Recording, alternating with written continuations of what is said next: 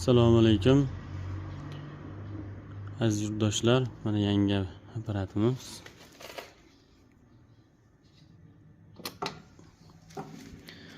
Novoy xonasi kichkina, joyi tor akalarimiz uchun zakaz bo'ldi bu.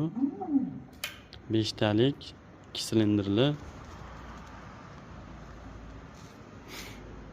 apparatimiz sifatiga baho berib qo'yasizlar.